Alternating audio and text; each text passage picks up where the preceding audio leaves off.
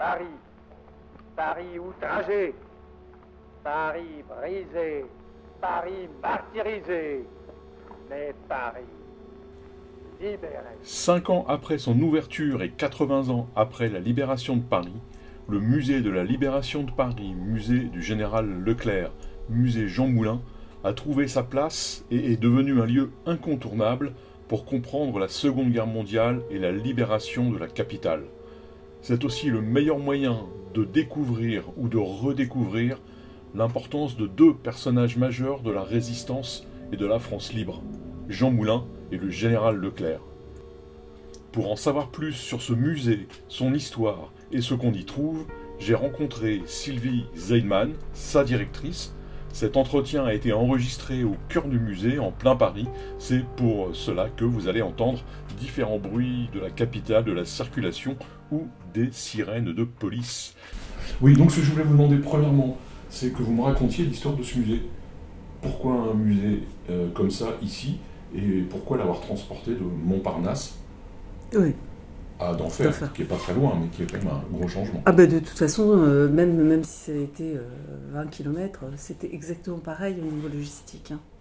C'était un gros changement. Alors, je vais dire le premier musée, mais en fait, le musée à l'origine est né à la fois d'un legs, qui est celui d'Antoinette Sasse, qui était une amie de Jean Moulin, et qui a légué à la ville de Paris ses archives, ses objets, mais aussi tout son argent, pour faire un musée nommé Jean Moulin. Donc vous voyez, il y avait un enjeu, il y a toujours un enjeu de nom. Hein. Et dans ces mêmes années, les années 80, une donation de la fondation Maréchal Leclerc de Haute-Cloque, qui avait beaucoup d'objets, qui avait réussi à réunir beaucoup d'objets, beaucoup de documents qui concernaient la 2e DB et le général Leclerc, qui exposait en fait, qui avait un petit musée et puis qui a dû fermer, et donc qui a fait une donation très importante à la ville de Paris. La ville de Paris se retrouve avec 2 fonds de collections qui n'ont rien à voir l'une avec l'autre. Le seul, on va dire, le seul point, c'est la Seconde Guerre mondiale, la France libre, hein, et puis 2 personnalités extrêmement importantes de la France libre. Et en même temps très différentes. Et très différentes, et qui ne se sont jamais rencontrées. Hein, Et donc, l'idée était de construire... Donc, il était obligé de faire un musée. Hein, ça, c'était juridiquement pas possible de faire autrement. Et donc, l'idée était de faire un musée, en fait, de faire 2 musées. Un musée Jean Moulin et un musée qui s'appelait, au départ, Mémorial. C'était un mémorial. Le mémorial du général Leclerc du maréchal, donc ça veut dire qu'il était mort, hein, du maréchal Leclerc de Haute-Cloque et de la libération de Paris. Vous voyez, deux entités complètement différentes et finalement qui ont été bien traitées par ma prédécesseur, qui a réussi à en faire 2 musées qui finalement se correspondaient assez bien en fait, mais c'était 2 musées différents. Donc d'un côté on pouvait visiter la résistance, et de l'autre, on pouvait visiter la France libre et les combats à l'extérieur de la France. Et puis, il y avait une salle qui reliait les 2, et qui était une salle sur la libération de Paris, où passait un film en boucle. Voilà, c'était un petit peu le schéma. Et l'implantation s'est faite au-dessus de la gare Montparnasse, dans un endroit qui était très difficile d'accès. Il fallait trouver. Hein. Ah, il fallait trouver. C'était pas faute d'avoir essayé de mettre des totems, de la signalétique, mais ça ne marche pas, quoi. Je sais pas du tout. Et donc, il y avait ces problèmes d'accessibilité qui ont été quand même assez loin. Et la décision, en fait, pour la décision de déménager, il y a eu 2 choses en parallèle. Il y avait la nécessité de déménager ce musée, parce que là où il était, effectivement, il était un peu invisibilisé. Et puis, de l'autre côté, il y avait la volonté de Cécile Roll-Tanguy, qui souhaitait absolument qu'on puisse faire visiter au public, ce qui est actuellement son musée. C'est un abri de défense passive qui a servi pendant la semaine de la Libération, qui a hébergé le poste de commandement du colonel Roll. Et donc elle y était, en tant qu'agent de liaison du colonel Roll, c'était son épouse déjà, ils avaient des enfants, et elle était là. Elle était là. Et donc, pour elle, c'était très important. Donc, il y a eu un mouvement convergent pour déménager le musée et pour finalement le situer ici. Il faut voir qu'ici, les bâtiments, donc 2 très beaux bâtiments Ledoux, qui n'ont rien à voir avec rien, hein, c'est le XVIIIe siècle, hein. 2 beaux bâtiments qui étaient les marques d'entrée dans la ville. C'était des bâtiments d'octroi. Donc c'était pour l'entrée dans la ville de Paris. Alors évidemment, ça se passait dehors, hein, l'octroi, les marchandises, etc. Et donc ici, dans les pavillons, il n'y avait que des bureaux. Donc ces bureaux étaient occupés par l'administration des douanes. Hein. Et puis ils ont été désaffectés, réaffectés par la ville. Et ce bâtiment dans lequel se trouve principalement le musée, et je dis principalement parce qu'on occupe aussi l'autre côté un petit peu, c'était un laboratoire d'essai des matériaux de la ville de Paris. Donc il faut imaginer que moi, la première fois que je l'ai visité, cet endroit, il y avait des paillasses partout, il y avait des engins pour comprimer, pour tordre, pour évaluer les enrobés, enfin, complètement incroyable. Vraiment, il y en avait partout, parce que au fil du temps, pendant plus d'un siècle, ça c'était vraiment... c'était un peu Diogène quand même, un peu cet endroit. Il fallait imaginer un musée dans un endroit qui n'était pas du tout prévu. Qui n'avait pas été prévu pour ça, et puis dans lequel fonctionnait un service administratif de la ville de Paris, hein, un service technique. Et donc, il a fallu envisager d'abord le déménagement de ce laboratoire d'essai des matériaux de Paris, dans le 13e arrondissement, où je pense qu'ils sont bien installés. Hein, c'est pas... Mais bon, donc, il fallait que... Voilà, quitte la place d'Enfer Rochereau pour aller ailleurs. Quand vous êtes là depuis un siècle, oui, c'est problématique. Oui. Et réaffecter. Ensuite... complètement réhabiliter l'ensemble et puis en faire un musée, ce qui a été assez complexe. Et donc pendant 4 ans, parce qu'on avait 4 ans devant nous, hein, ça a été annoncé en 2015, et il fallait que tout soit prêt pour le 25 août 2019. Donc c'était rude, très rude. Oui, parce qu'il y avait des collections quand même très riches à l'ancien musée. Donc, oui. Il fallait aussi imaginer... que dans cet endroit, on allait transporter et exposer toutes ces collections. Alors, c'est ce qu'on appelle un chantier des collections. C'est-à-dire qu'on a fait l'inventaire de toutes nos collections. Alors, elles étaient déjà bien inventoriées, hein, mais on a tout mis à plat. On a regardé ce qui nécessitait une restauration, par exemple. On a mis tout en boîte, on a numéroté les boîtes, on a fait un inventaire des boîtes. Et surtout, on a donné la destination... Alors, l'endroit où c'était stocké et la destination future dans le bâtiment. Donc ça, c'est presque un travail, c'était un très très gros travail. En fait, c'est les laboratoires pharmaceutiques qui font ça très très bien. Mais on a vraiment la même logistique. Hein. Ça part là, voilà le trajet que ça va faire et ça va arriver là. Tout était vraiment tout prévu. Ça nous a pris pas mal de temps. Et puis en même temps, il fallait faire le parcours avec... une feuille de route qui était très drastique, hein, quand même. Il s'agissait de faire un parcours unique et non plus 2 musées, mais un parcours unique avec un niveau qui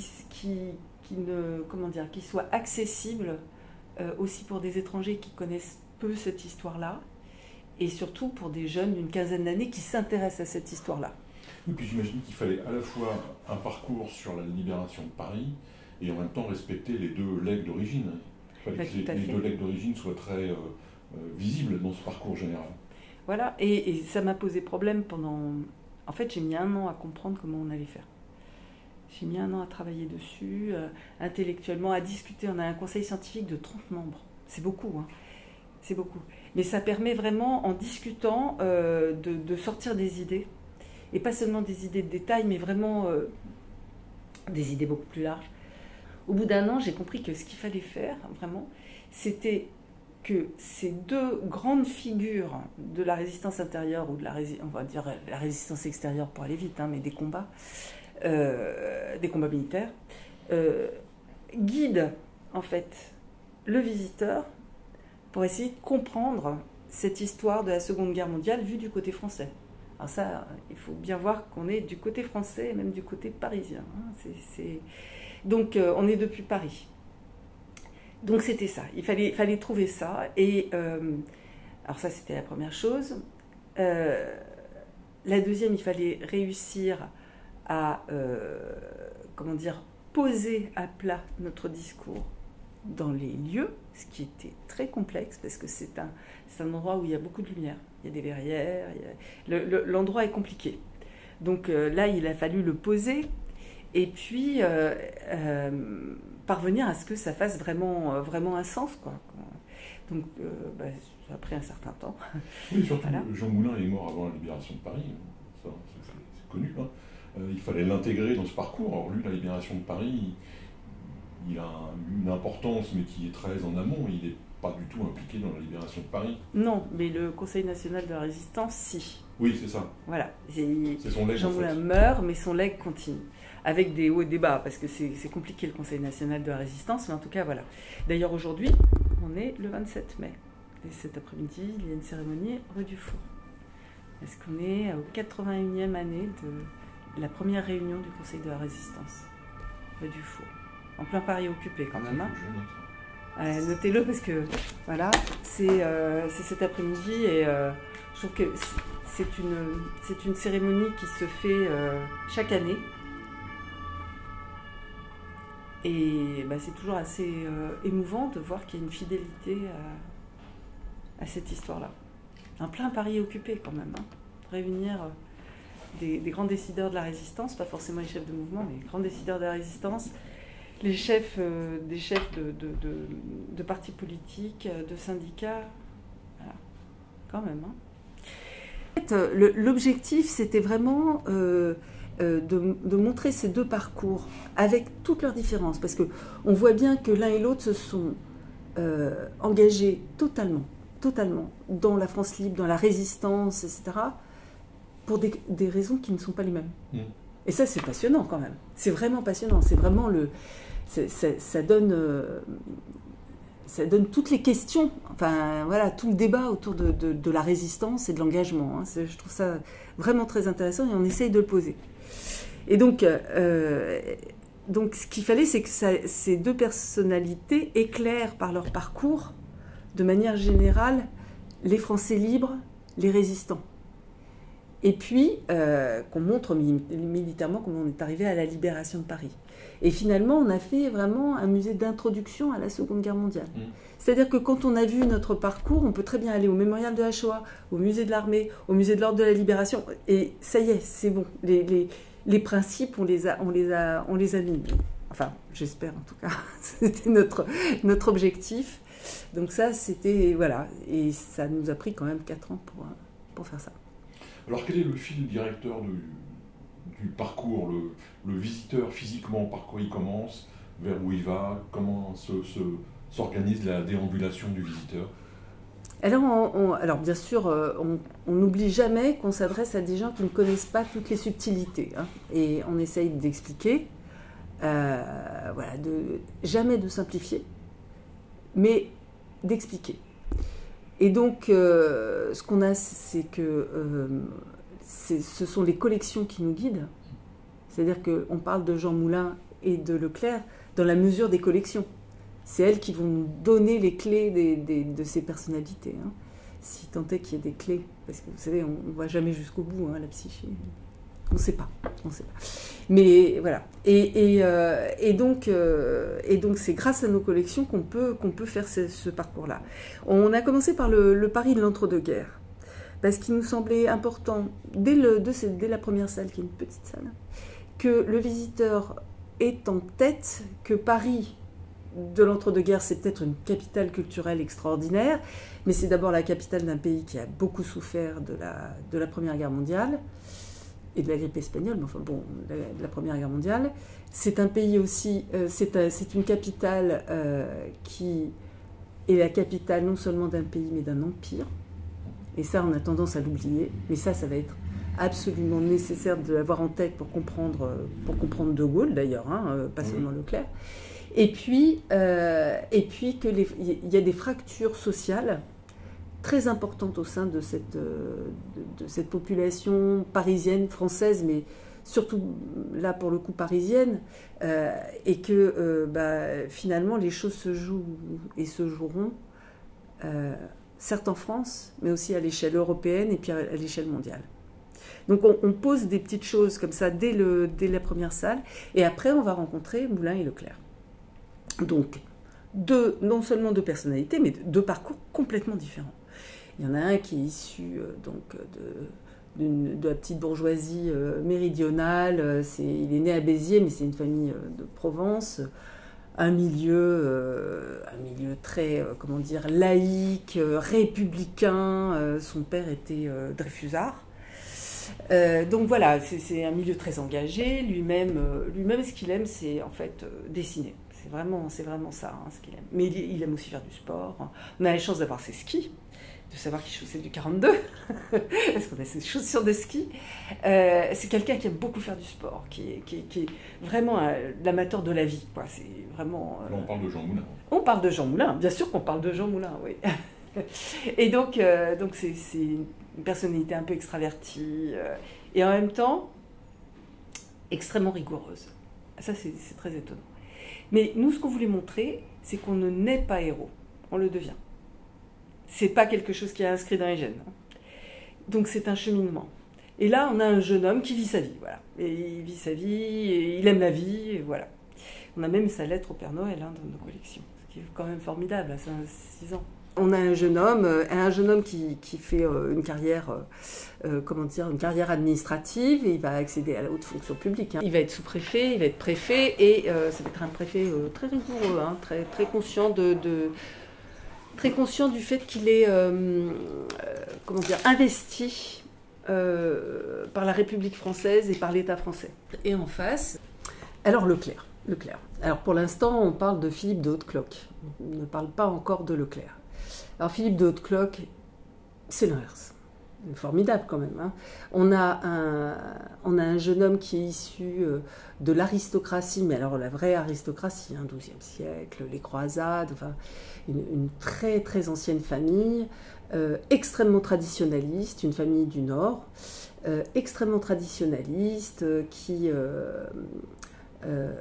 est très bien implantée dans le Nord, et qui est monarchiste, qui est plutôt ce qu'on appelle à l'époque Action française. Et donc voilà, il va avoir lui aussi, je dirais, un parcours conforme à son milieu. Voilà, c'est un milieu où on choisit soit l'église, soit les armes. Lui, il choisit les armes, Philippe de Haute-Cloque. Mais pour vous dire à quel point le milieu est traditionnaliste, c'est que son père était maire du petit village, et il n'a jamais fêté le 14 juillet. Il ne voulait pas fêter le 14 juillet. Une fête républicaine. Donc ça vous donne un peu le style, quoi. Et donc ces gens-là chassent. Alors c'est une famille qui n'est pas du tout riche. C'est une famille qui est très austère aussi. Et donc le jeune Philippe choisit les armes, et donc il va être un cavalier tout à fait accompli. Et donc, ce qu'on peut voir aussi, c'est les petits dessins qu'il peut faire quand il est jeune. Il fait des petits dessins pour sa petite sœur. On le voit aussi, on a des photographies qui le montrent enfant. Enfin, on voit, c'est une famille qui est très unie. Et on voit donc ce jeune homme qui devient capitaine, qui se marie, qui fait un très beau mariage. Sa première affectation est est au Maroc. En fait, il a une première affectation rapide en Allemagne, et après, il est affecté au Maroc.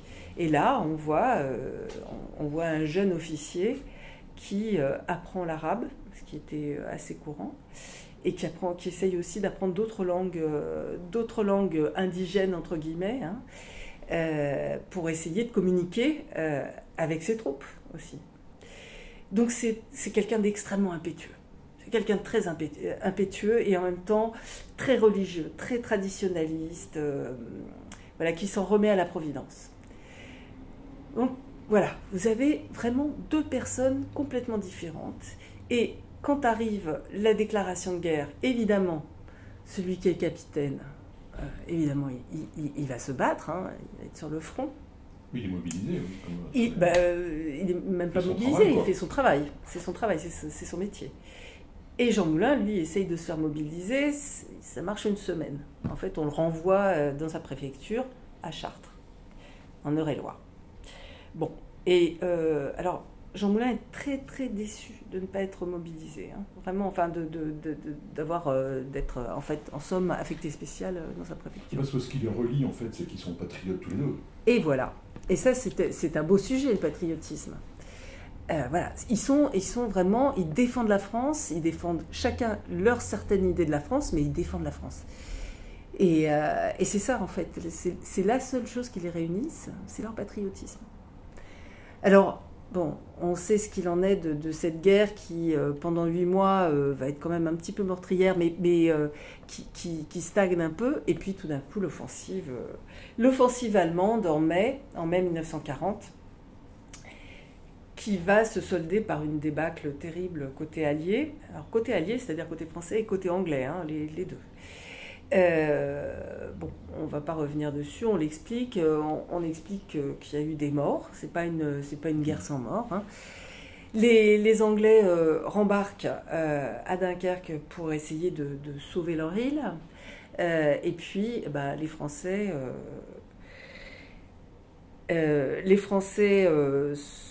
se battent comme ils peuvent. Et puis, face à cette débâcle terrible, on a des populations, alors déjà de Belgique, des Pays-Bas, du Luxembourg, qui se mettent sur les routes par peur, quoi, par peur de cet ennemi qui a laissé un souvenir épouvantable lors de la Première guerre. Ça, on l'oublie beaucoup, quoi. Ouais. Que l'exode, c'est une conséquence de la Première Guerre, en fait. Exactement. On avait fait une exposition sur l'exode. Ouais. Avant le Covid. Voilà. Qui a ouvert le 28 février 2020. Voilà. C'était un peu triste, mais c'était une exposition qui racontait ça, qui racontait en fait combien les populations sont marquées par la Première Guerre mondiale, par les atrocités qui ont eu lieu, et donc elles fuient. Et on se retrouve avec les gens du nord de la France qui fuient aussi lorsque les Allemands sont proches, et ça gagne, et donc on a 8 millions de personnes sur les routes. Et nous, on avait trouvé qu'en fait, il y avait bien 2 millions de Parisiens qui avaient fui la capitale, ce qui est absolument incroyable, une capitale déserte. Et les gens qui restaient, c'était ceux qui ne pouvaient pas fuir, en quelque sorte. Les Allemands rentrent le 14 juin dans Paris. 14 juin 1940. C'est terrible. Ils s'attendent vraiment à une riposte de francs-tireurs. Hein, et en fait, non. Paris est médusé. Ceux qui restent sont médusés, sidérés. Personne n'avait envisagé que la guerre serait sur le territoire français et que Paris serait occupé. Ça, c'était un impensé. Et donc, les Allemands poursuivent, le gouvernement s'est replié à Bordeaux, et ce qu'on voit rapidement dans une de nos salles, parce qu'il faut voir que les espaces sont petits, mais on essaye d'expliquer à l'aide du numérique, parce que ça nous aide beaucoup aussi à expliquer les choses, c'est qu'en fait, il va y avoir une réaction de la part du président de la République qui va nommer le maréchal Pétain chef du gouvernement le 16 juin, en pleine débâcle, ce qui faisait un peu l'unanimité, hein, il faut dire. Et puis, parce que Reynaud venait de remettre sa démission, ce que voyant, un certain général de Gaulle va partir à Londres, va retourner à Londres, parce qu'en fait, il y était juste avant. Il retourne à Londres. Il était parti négocier une union, ce qui est aussi incroyable, hein, une union qui scellait les deux pays, quand même. Et bon, ça n'aura pas lieu. Donc le maréchal Pétain, chef du gouvernement, va demander l'armistice. Et ça, dans vos salles, ça veut dire que j'imagine qu'il n'y avait pas d'archives dans les legs Moulin et Leclerc. Vous avez eu d'autres dons, vous avez récupéré les documents ailleurs. Ce qu'on a fait, c'est qu'on a utilisé à la fois ce qu'on avait comme archives, et on a été aussi faire des recherches complémentaires, de façon à pouvoir déterminer heure par heure ce qui se passait entre le 16 et le 18 juin. On a vraiment essayé de retracer qui était où. Et j'entends par là le maréchal Pétain, le général de Gaulle et nos deux protagonistes. Qu'est-ce qu'ils ont fait? Comment est-ce qu'ils ont réagi? Qu'est-ce qui s'est passé? Donc on entend la voix de Pétain qui annonce l'armistice et on voit ce qui se passe. Et ce qui se passe, c'est qu'on a d'une part Jean Moulin qui, lui, va devoir recevoir les Allemands parce qu'il ne va pas quitter, lui, contrairement à ses habitants à Chartres. Chartres est vidé de ses habitants. Oui, mais c'est un préfet, donc il est investi d'une mission. Il y a beaucoup de préfets qui sont partis. Hein. Oui, lui, il est resté. Il est resté et il a accueilli, lui, il dit plus d'1 million de réfugiés qui sont passés par Chartres. Il a fallu se débrouiller pour les accueillir. Et il accueille les Allemands parce que tel est son devoir. Et ça se passe mal. Bon, je laisse la question en suspens, mais ça se passe. Il faut venir au musée quand même pour voir tout ça. Ah, bah bien sûr. Et côté Philippe de Haute-Cloque, quand il apprend l'armistice, pour lui, ce n'est pas possible. Il continue à se battre. Il part d'unité en unité pour essayer de trouver un endroit où se battre. Et finalement, en voyant ce qui se passe, c'est-à-dire qu'on a quand même, à partir du moment où l'armistice est annoncé, il faut cesser le combat. Donc on a 1 800 000 soldats français qui déposent les armes. Et donc lui, pour lui, c'est pas possible. Donc il va continuer à chercher à continuer à se battre. Et lui aussi, c'est une position qui n'est pas, qui est très très peu commune. Hein. Donc il va chercher à se battre. Et pour ça, finalement, il va gagner l'Angleterre. Donc on va laisser ça. Donc, mais nous avons des choses très intéressantes dans nos collections parce qu'on a, par exemple, la carte d'identité britannique de Philippe de Haute-Cloque, mais au nom de Leclerc, parce qu'il change de nom à un moment donné pour protéger sa famille. Donc on l'a au nom de Leclerc avec sa photo, et c'est marqué, ça date de fin juillet, hein, dans les forces du général de Gaulle. Officier dans les forces du général de Gaulle, c'est-à-dire même pas la France libre, c'est même pas un mot, une expression qui est rentrée dans les mœurs. Il est officier dans les forces du général de Gaulle. Il fait partie vraiment des tout premiers, quoi. Ah oui, vraiment. Lui, et puis il a mis du temps à rejoindre l'Angleterre. Et donc on va suivre ce qui se passe dans Paris occupé. Les grands moments de cette occupation à Paris. Grâce à nos collections, donc elles permettent de faire des focus sur des divers événements qui ont lieu dans Paris occupé. Et parce que c'est un musée sur la libération de Paris, mais c'est aussi un musée sur l'histoire de Paris pendant la guerre. Mais on ne peut pas comprendre la libération, tout ce qui s'est passé pendant la libération. Hein. Ce n'est pas seulement une grande victoire de la deuxième DB, c'est pas ça la libération de Paris. La libération de Paris, c'est un symbole. C'est avant tout un symbole. Il y a eu des combats, mais c'est un symbole. Pour vous dire,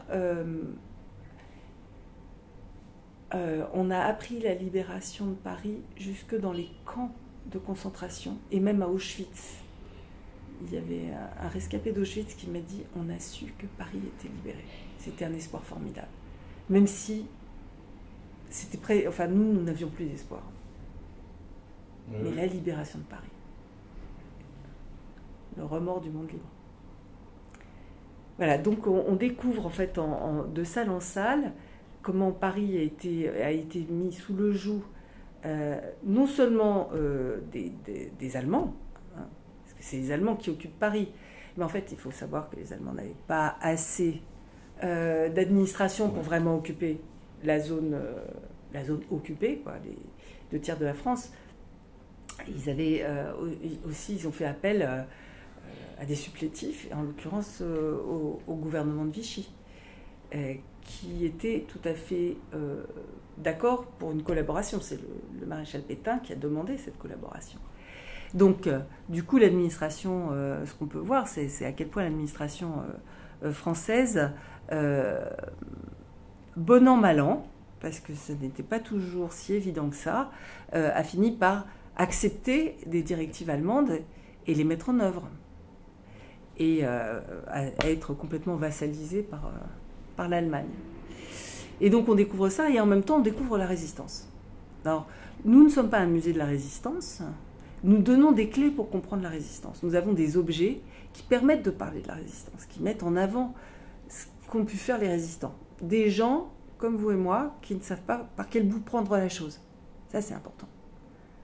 Parce que ça donne, comment dire, le fait que la résistance, c'est au-dessus des partis, c'est au-dessus de tout ce qu'on peut penser, c'est autre chose. Oui, puis que c'est pas forcément armé, parce qu'il y a aussi des tracts, il y a aussi des tas de manifestations, on peut coller des petits papillons dans la rue, on peut faire... Ça, c'est déjà de la résistance, et, Bien sûr. Et ça arrive très vite à l'été 40. Bien sûr, ça arrive assez vite. Rien que le fait de se parler entre amis, de confiance, du fait qu'on veut faire quelque chose, c'est déjà un acte de résistance. Alors après, il faut trouver ce qu'il faut faire, ce qu'on peut faire. Ça, c'est compliqué. Oui, ce qu'on peut faire. Ce qu'on peut faire, qu'est-ce qu'on peut faire? Ils le disaient tous, hein. On a cherché, mais qu'est-ce qu'on peut faire? Et donc, effectivement, il y a tous les tracts, il y a des petites choses qui sont écrites à la main, hein, qu'on distribue dans les boîtes aux lettres ou qu'on laisse tomber par terre. Et la résistance, c'est d'abord ça. Et principalement, ça va être ça, durant toute la durée de l'occupation. Il y a aussi les faux papiers. Comment aider ceux qui sont pourchassés, aider ceux qui sont clandestins. Donc, on apprend à faire des faux papiers, on apprend à être faussaire. C'est-à-dire qu'on se met en marge de la légalité. Ça n'est pas facile du tout. Il y a le fait de transmettre des renseignements. Là aussi, il faut savoir ce qu'il faut regarder, ce qu'il faut observer. Qu'est-ce qu'on peut dire, mais à qui? Et comment faire passer ça à Londres? Donc, vraiment, ça demande une organisation qui se met en place petit à petit. D'abord, ce sont des individus, des groupes, on discute, on essaye de trouver. La police est parfois plus rapide que ce que peuvent imaginer ces résistants-là. Bref, c'est quelque chose de complexe. Et il y a la lutte armée. Et ça, c'est vraiment le plus difficile, le plus complexe. Il faut trouver des armes, certes, mais aussi la motivation. Parce que on en a parlé avec tellement de résistants, parce qu'on a un fonds de témoignages absolument incroyable au musée. Non, tuer un homme, fût-il allemand, comme disent certains, c'est pas facile. Et certains ne le peuvent pas. Il y en a qui y arrivent, mais ça n'est pas facile. Et puis après, il faut vivre avec. Donc c'est ça la résistance, et c'est ça qu'on essaye de montrer. Et la répression, elle est terrible, elle est horrible. Donc on a des témoignages, on se sert des témoignages de résistants pour raconter tout ça. Vous avez des témoignages de policiers? Non. Parce que là, au moment de la Shoah, il y a eu une expo, elle n'est pas finie encore, sur le groupe Manouchian. Et ils ont sorti des archives de la préfecture de police. Visiblement, personne ne les connaissait vraiment, ces archives, qui sont les agendas des inspecteurs qui ont traqué Manouchian, et surtout des grands diagrammes. Ils ont fait des diagrammes avec les déplacements, les noms, qui montrent qu'ils font leur travail de policiers scientifiques à l'époque. Et ça, Denis Péchanski disait que c'est des choses qu'on ignorait, que le travail de police avait été un vrai travail, et que même s'il y a pu y avoir un dénonciateur, c'est la police qui les a récupérés. Ah, tout à fait. Alors ça, maintenant, on le sait. Hein. On sait que c'est le travail de la police. Le dénonciateur, en fait, n'a servi qu'à préciser des choses, mais en fait, la police avait tout. Et c'est pour ça que c'est très difficile quand vous êtes un résistant, que vous êtes arrêté, vous êtes en face de gens qui savent pratiquement plus que vous, ce que vous savez, vous. Et ça a été très très dur. Hein. Il y en a beaucoup qui se sont dit, à quoi bon subir la torture s'ils savent déjà tout. Et ça, c'est vraiment un travail de fourmi qui est très bien fait. Ils sont très nombreux, les policiers. Et notamment ceux des brigades spéciales.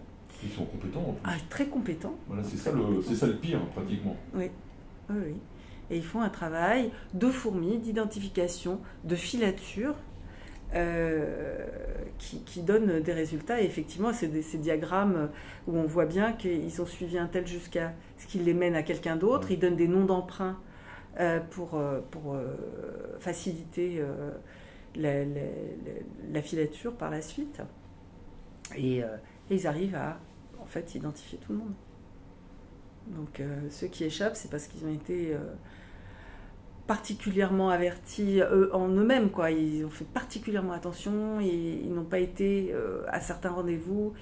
Mais quand vous êtes aussi peu nombreux, avec une mission forte, hein, parce que cette résistance armée, elle était absolument nécessaire pour montrer la force de la résistance.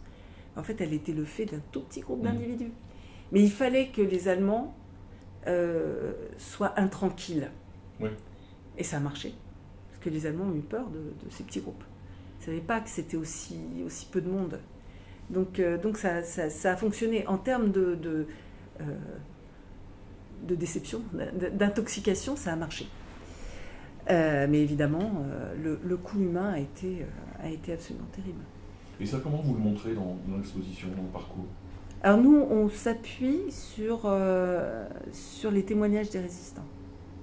On s'appuie vraiment dessus. Donc on peut écouter des résistants, des résistantes en train de raconter leur vie, en fait. Oui, exactement. Alors on a fait un montage pour que ce soit assez dynamique et qu'on voit la diversité aussi des motivations. Alors les motivations, on les connaît, enfin elles surgissent pas très bien, mais au moins la façon dont les gens ont réagi, ça c'est important. Et de proche en proche, ce qu'ils ont fait, et puis ce qui leur est arrivé. On va jusqu'au bout. Et donc voilà, et ensuite on voit l'œuvre de Jean Moulin, qui est une œuvre politique, donc difficile à raconter en quelque sorte. Mais on montre qu'il avait une couverture, c'était sa galerie d'art à Nice, donc ça c'est sa couverture, on a des œuvres de cette galerie, parce que Jean Moulin était un amateur éclairé, mais quand même très dans le figuratif, hein, pas trop l'abstrait, c'était pas trop son truc. On a des objets qui ont servi aux uns et aux autres de son entourage, une machine à écrire pour taper les rapports, on a sa propre grille de codage, qu'on a essayé de faire étudier par des spécialistes du codage qui nous ont dit oula, non, c'est pas très clair. Et donc on comprend qu'il ait pris à son service Daniel Cordier. On va faire une exposition sur Daniel Cordier l'année prochaine. Donc voilà, il prend à son service quelqu'un qui a été formé pour coder et décoder par le SOE, donc vraiment bien formé par le BCRA. Et puis bon, donc on comprend pourquoi De Gaulle voulait absolument réunir ce Conseil de la Résistance d'un point de vue politique pour se légitimer à un moment où ça allait très mal. Et puis un mois après, c'est quand même cet acmé qui est le Conseil de la Résistance. Donc Jean Moulin tombe à Caluire et Cuire, et en fait on a très très peu de choses. Donc on sait des choses, on peut en déduire des choses, mais matériellement, nous ce qu'on a, c'est le fruit des recherches de sa sœur. C'est-à-dire juste un petit morceau de papier qui est un duplicata, qui a été copié à partir d'un registre du 8 juillet 1943, disant qu'un corps arrive à Paris, en gare de l'Est, à telle heure, le 8 juillet, et qu'il faut l'amener au cimetière de l'Est, c'est-à-dire au Père-Lachaise. Et voilà. Et on ne sait même pas de qui il s'agit, ni rien. Et c'est Laure Moulin, la sœur de Jean Moulin, qui a réussi, par des petits indices, hein, des numéros, etc., à comprendre qu'il s'agissait bien du corps de son frère. Il n'y a rien dans les archives allemandes? Il y a principalement des témoignages, mais on n'a pas de choses dures suffisamment solides pour... Il n'y a pas de télégramme comme les enfants d'Isieux, comme choses comme ça, envoyées par la Gestapo de Lyon. On n'a pas trouvé de choses qui permettent vraiment de consolider ce retour, et d'où l'impression qu'on avait perdu la trace de Jean Moulin, hein, aussi. Voilà, et c'est le travail de sa sœur, hein, son travail après-guerre pour retrouver ce qui s'était passé. Elle savait que son frère était mort, mais bon, retrouver ce qui lui était arrivé. Donc ça, c'est pour ce qui concerne Jean Moulin. Après, on s'intéresse plus à Leclerc, et qui a eu une mission politique aussi, une mission d'abord politique avec les colonies, puisque De Gaulle voulait rallier les colonies d'Afrique équatoriale à la France libre, et il a confié cette mission à 4 personnes, parce que la France libre était très pauvre. Et donc, mais ils y sont arrivés. Alors c'est complètement héroïque, hein, ces histoires-là, elles sont vraiment incroyables. Comment une vingtaine d'hommes dans une pirogue arrivent à rallier le Cameroun à la France libre, ça reste... C'est une épopée, quoi. Oui, on attend le film. C'est un peu mystérieux. Enfin, les transports, tout prend beaucoup de temps, tout est dangereux, la nature, les fleuves, enfin... Et c'est ça aussi qui fait presque le charme de cette aventure. Ah, c'est une épopée, hein. C'est que normalement, il n'y aurait pas dû y arriver, quoi. Exactement. Ça n'était pas possible. Mais ne me dites pas que c'est impossible. Donc, il y avait cette volonté de faire. Et il y avait l'appui des Britanniques. Et ça, il ne faut pas l'oublier, c'est que les Britanniques ont quand même été... même si c'est un soutien, comment dire, fraternel, hein, parfois, depuis le Nigeria, mais c'est aussi un vrai soutien en matière de prêt, parce qu'ils n'étaient pas très armés non plus, hein, n'avaient pas grand-chose, mais ils ont prêté des armes, ils ont aidé à établir les routes, donc il y a vraiment eu un vrai soutien de la part, notamment du gouverneur du Nigeria, enfin quand même, de là à prendre un pays avec une colonie avec... Enfin, c'est pas une colonie, c'est sous mandat le Cameroun, mais avec 20 hommes, ça paraît incroyable. Oui, c'est vraiment une épopée. Et De Gaulle confie à Leclerc, après l'échec de Dakar, qui est un moment très dur pour la France libre, De Gaulle va confier à Leclerc le fait de remettre la France dans la guerre. Parce que De Gaulle est un militaire. Tant que des Français ne se battent pas sous leur propre couleur dans cette guerre, la France n'existe pas. Et c'est un calcul qui est à la fois militaire et politique, bien sûr. Un calcul politique, parce que De Gaulle a une sensibilité politique extrêmement forte. Et donc, il va charger Leclerc de faire ça. Alors, on a des objets absolument incroyables de cette colonne Leclerc qui va se battre. Mais c'est une guerre du désert. C'est une guerre contre des oasis. On fait 1000 kilomètres pour affronter un ennemi qui est à peine, qui est retranché dans une oasis. Si on n'a pas d'eau, de toute façon, on n'y arrivera pas. L'essence. De l'eau, de l'essence, hein, très important. On a laissé tomber quand même les dromadaires, parce qu'on s'aperçoit que les dromadaires, finalement, les voitures sont beaucoup plus performantes, les camions. C'est le Long Ranch Desert Group qui a montré ça à Leclerc. Quand même une voiture bien équipée. Faut enlever bien sûr les vitres pour pas qu'il y ait de reflets sur les vitres. C'est le désert, hein. Ça se voit à des kilomètres, un reflet. Il y a des règles à respecter, mais là on y arrive quand même plus facilement qu'à dos de dromadaire. Et donc il arrive à prendre une forteresse qui est Koufra le 1er mars 1941. Et là on voit qu'on a des courriers de l'air, hein, c'est-à-dire des tracts qui ont été distribués par l'aviation anglaise, la RAF en France, qui mentionne cette victoire incroyable, qui a été encensée à la BBC, alors que, bon, c'est une petite victoire militaire, toute petite. Mais symboliquement, là encore, la France, parce que là, il est appuyé par le Long Range Desert Group, mais c'est une victoire française. Donc ça fait... Alors, est-ce que les Français en ont eu conscience en France occupée? Probablement pas. Mais d'un point de vue politique, si, il y a quelque chose qui se passe à ce moment-là. Et donc on montre donc cette guerre du désert avec des petites gourdes britanniques, hein, qui font 2 litres, alors qu'un homme a besoin d'au moins 8 litres pour survivre dans le désert. Hein, c'est pas simple. Et puis le débarquement anglo-américain qui va tout changer, qui va changer la donne, et l'incorporation en fait. Petit à petit, pour aller vite, hein, en 1943, la création de la 2e DV, sous commandement américain. Donc effectivement, ce qu'on a, ce sont des uniformes américains. Ah oui, ils sont habillés par les Américains. Totalement. Habillés, équipés, ils ont du singe américain. Donc là on change complètement de dimension. J'avais interviewé le père d'un ami, qui est mort maintenant, mais qui était tunisien, et qui a 17 ans, 18 ans, il n'était pas majeur, et il s'était fait émanciper pour rentrer dans la colonne Leclerc, et ensuite après il a fait tout le périple jusqu'en Autriche, il était jusqu'en Autriche. Et il nous racontait cette histoire, donc il n'a pas fait coup franc par la force des choses, mais tout Leclerc, il nous disait qu'il avait les gens qui étaient avec Leclerc avaient une sorte de sentiment amoureux pour Général Leclerc. Ah, et il a dit jusqu'à la fin, moi j'allais à toutes les réunions avec la maréchale, parce qu'il disait on ne pouvait pas faire autrement. Ça faisait partie de notre sang, de notre peau. On avait cette fidélité sans borne pour Leclerc. Et c'est incroyable, hein. C'est vraiment incroyable. Parce qu'il s'agit d'un homme qui est assez petit, qui est pas, voilà, qui est pas un grand discoureur, c'est pas... Non, mais alors une volonté de faire. Et je pense que les gens étaient très sensibles à ça. Très sensibles à sa volonté. C'est un meneur d'hommes. C'est vraiment un meneur d'hommes. Et effectivement, moi, j'ai eu aussi ce genre de discours avec des gens qui disaient, mais c'était le patron. C'était le bon Dieu. C'était le bon Dieu.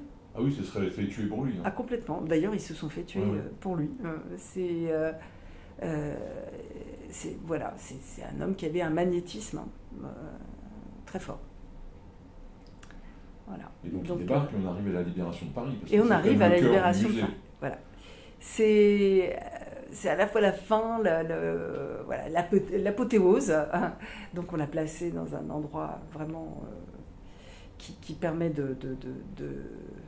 d'avoir de l'ampleur. Surtout, à la fin du parcours, si je me rappelle bien, il y a plein d'objets. Il y a plein de petits objets. Et ça, c'est une chose, au début, j'étais un peu... Je me disais, bon, quel est l'intérêt de tout ça? Et au fur et à mesure, quand on les regarde et quand on s'approprie les objets, notamment, moi, ce qui m'a fasciné, c'est des éclats de murs. On se dit, bon, franchement, ils exagèrent de mettre ça. Quoi. Et puis, une fois qu'on a dépassé cette réflexion un peu bête, quoi, on se dit, mais c'est absolument extraordinaire, parce que c'est de la matérialité, c'est les balles qui passent, c'est des balles qui éclatent les murs, c'est très émouvant d'avoir ces petits morceaux de plâtre au final. Ah mais tout à fait. Et si vous voulez, quand j'ai pensé à ce parcours, alors sur la semaine de l'insurrection et finalement l'arrivée de Leclerc, on a des films, on a des archives filmées, c'est formidable. On a des ordres, mais voilà, matériellement, so what? Et effectivement, c'est doublement émouvant, parce que ça veut dire que les combats, c'est ça. Il reste ça, des combats. Et il faut voir que les combats, c'est ça, effectivement, c'est une douille, c'est un petit morceau de pendeloque, c'est un morceau de candélabre, c'est ce qui reste des combats, mais c'est ce que les gens ont ramassé. C'est ce que j'allais vous dire, il y a des gens qui les ont conservés. Voilà, il y a des gens qui les ont conservés. Ça, c'est formidable parce que on voit que ça signifiait tellement pour eux. C'est vraiment la marque des combats. Et on a eu des combats qui ont été sévères à certains endroits, mais finalement, on est très loin des combats, je veux dire, des grands combats dans les villes. Hein, oui, c'est pas Stalingrad. Pas Stalingrad, j'allais vous le dire. Donc, ça s'est fait en quelques heures sur Paris. La libération elle-même, par les Alliés, c'est fait en quelques heures, hein, c'est très rapide. Mais il y a eu cette semaine avant où il y a eu la mobilisation des forces françaises de l'intérieur. Et donc, Rol-Tanguy avec son PC ici, mais lui, il n'était pas au PC. Enfin, il passait son temps à faire des allers-retours. Hein, il se promenait dans Paris. Il allait au renseignement, il allait... parce qu'il a une mission vraiment politique aussi à ce moment-là. Par contre, Cécile Rol-Tanguy, elle est restée sous terre et ça a été très pesant pour elle. Elle l'a raconté, je ne sais pas combien de fois. Mais pour revenir aux objets, là aussi, je trouve que ce qui fait la qualité de cette fin et de tous ces objets, c'est qu'on se rend compte, quand on est face à toutes ces petites choses, c'est que c'est le moment où il faut choisir. C'est le moment où, là, on peut plus défiler, quoi. Il faut être dans un camp ou dans l'autre, et que même c'est le moment où il faut vite changer de camp.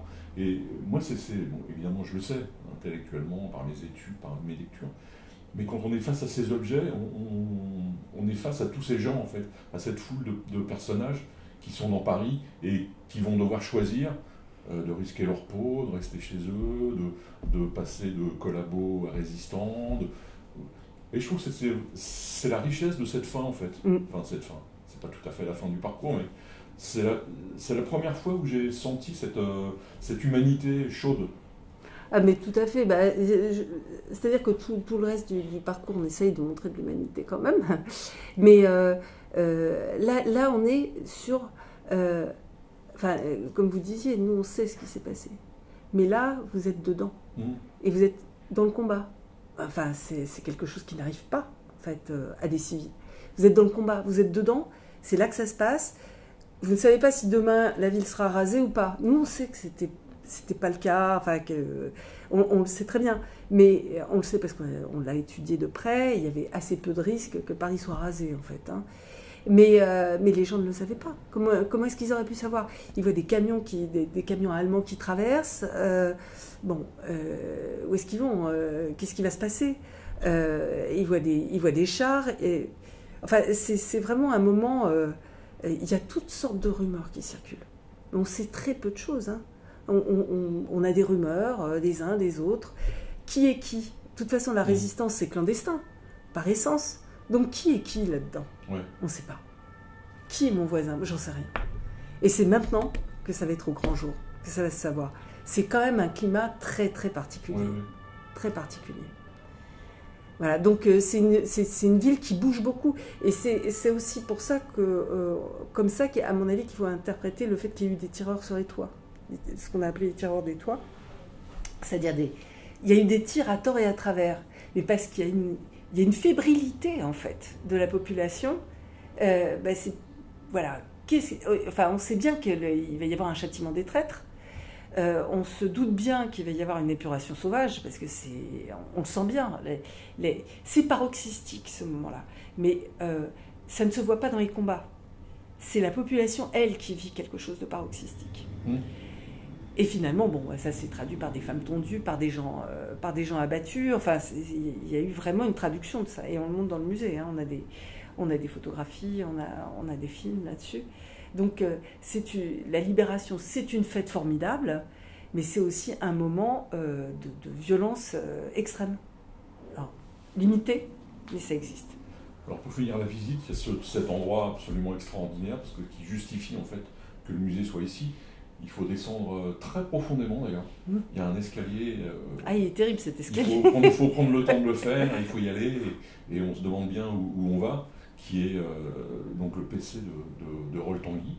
Moi je pensais qu'il n'existait plus, après je ne me suis pas posé forcément la question, mais quand on le découvre, on se dit waouh, ils étaient là quoi. Ils sont encore un peu là. Hein. Ils sont encore un peu là. Il faut voir qu'on a eu vraiment du travail, parce que ce PC avait été quand même bien squatté par des cataphiles, et donc il a fallu enlever, nettoyer. On a eu beaucoup de nettoyage à faire, et puis la seule chose qu'on ait faite d'invasif, c'est de repeindre les murs. C'est-à-dire qu'on a repeint aux couleurs qui étaient celles de l'abri de défense passive, et c'est tout. Le reste, c'est totalement en l'état. Et ça, c'est impressionnant. Alors, c'est humide, ça résonne un peu. Moi, la première fois que je l'ai visité, ça résonnait tellement que je me suis dit, oula, on est presque oppressé, donc il va falloir mettre du son pour que les gens soient moins impressés. Hein. Donc, on a mis une lumière et des sons, des bruits d'ambiance, la voix de Roll Tanguy aussi, un petit film aussi sur les bombardements pour expliquer ce qu'est un abri de défense passive, parce que c'est pas si évident. Voilà, et vraiment on a essayé de laisser au maximum dans le jeu. Il n'y a pas de reconstitution, on n'a pas fait ça. Par contre, pour les gens qui aiment les reconstitutions ou qui ont envie d'avoir une idée de ce que c'était, comment ça pouvait être à l'époque, on s'est servi de toutes les archives qu'on pouvait avoir pour faire une réalité mixte, en fait, une visite en réalité mixte. Donc vous avez un casque et vous pouvez rencontrer Roll, mais surtout voir comment était meublé l'abri. Parce qu'on a essayé d'être fidèle à la façon dont c'était, mais pas au sol, en réalité virtuelle. Voilà. Alors il y a le musée, mais il y a aussi des expositions. Chaque année, il y a une exposition par an à peu près. Oui, on fait une exposition. C'est le rythme. Là, il y a une exposition très surprenante et absolument géniale sur le film Paris Voltile. Quel est le programme des années à venir? Alors, l'année prochaine, en fin d'année, on va faire une petite exposition, une quinzaine d'œuvres, des pastels de Pierre Fertile, qui était un médecin, mais surtout un jeune résistant qui a été déporté à Neuengamme. Et quand il est revenu, donc il a fait des études de médecine. Et en fait, la nuit, il se réveillait la nuit et il dessinait et il peignait. Et en fait, c'est pas de la peinture, ce sont des pastels. Et il prenait des journaux et en fait, tout sortait dans ses dessins. C'est quelqu'un qui n'a jamais fait d'études de dessin et pourtant les pastels vous prennent à la gorge, hein, vraiment. Il dessine son souvenir de Nguyen Gam avec des couleurs extraordinaires. Et donc voilà, Nguyen Gam revit sous ses pastels. Et il en a vraiment déchiré énormément, il en a conservé quelques-uns. Et donc on va exposer quelques-uns de ces pastels. Donc dans la période à peu près novembre-février pour accompagner le 80e anniversaire de la découverte des camps et de la libération des camps. Donc ça, c'est prévu pour la fin de l'année. Et l'année prochaine, nous aurons une exposition sur Daniel Cordier. Alors ça, c'est un personnage absolument incroyable, mythique. Oui, mythique pour plein de gens. Mais donc on va le suivre depuis son enfance, hein, sa jeunesse maurassienne, très très maurassienne. Oui, il est de droite à droite. Lui, terrible, milieu très de droite, vraiment de droite, et donc le suivre le jeune homme qui décide de partir en Angleterre parce qu'il ne supporte pas la défaite de la France. Donc il part en Angleterre, enfin il part pas en Angleterre d'ailleurs, il monte sur un bateau, on peut dire, qui va en Angleterre, voilà. Et donc toute sa formation militaire, ça va pas assez vite, il veut se battre, donc il rentre au BCRA en se disant là je vais me battre, donc il est formé. Puis finalement, non, il ne va pas se battre, hein, il va être le secrétaire de Jean Moulin. Donc alors là, ça va rester comme une blessure toute sa vie, ça, le fait de ne pas s'être battu, mais bon. Donc il va faire tout ce travail de liaison entre les mouvements et Jean Moulin, jusqu'à l'arrestation de Jean Moulin. Il va continuer après à travailler pour le CNR, puis il va travailler pour le BCRA, avec Passy. Et puis c'est un jeune homme qui se retrouve après la guerre, voilà, il ne sait rien faire. On va dire ça comme ça. Puis il cherche une raison, une cause, pour mourir pour cette cause, et puis il n'y en a plus. Et ça va être terrible pour lui. Et donc, que va-t-il faire? Donc il va être en quelque sorte sauvé par quelque chose qui va le prendre et qui a un peu un héritage de Jean Moulin. Oui. C'est sa passion pour l'art. Et donc, il va rentrer complètement dans cette passion pour l'art, et jusqu'à devenir un collectionneur, puis un galeriste, ouais. Et puis un grand mécène du musée d'art moderne, musée de Beaubourg. Vraiment un grand mécène, mais il n'a jamais oublié son côté ancien combattant. Il l'a toujours refusé, mais en fait, il a toujours été là. Oui, il a toujours continué. Qui a écrit sur Jean Moulin. Évidemment, mais même avant, hein, il était quand même des cérémonies, il était lors de la panthéonisation de Jean Moulin, il a tenu à participer à la veillée, etc. Donc il était vraiment très proche de ce milieu-là, quoi qu'il s'en défende. Mais il faut toujours il y a toujours à prendre et à laisser chez Daniel Cordier, hein, dans ses récits. Et puis il va devenir le mémorialiste de Jean Moulin, parce qu'on lui a expliqué qu'il n'y connaissait rien. Donc il va s'appliquer à connaître. Et comme toujours, avec Cordier, c'est jusqu'au boutiste. Voilà, il va faire des monuments sur Jean Moulin. Et puis après, il va faire un monument sur lui-même. Son histoire, une autobiographie, voilà, qui s'appelle Alias Caracalla, et qui va lui valoir des prix. Donc, c'est un homme à facettes. Donc, vraiment quelqu'un d'assez extraordinaire. Hein. Sylvie, merci beaucoup. Mais je vous en prie.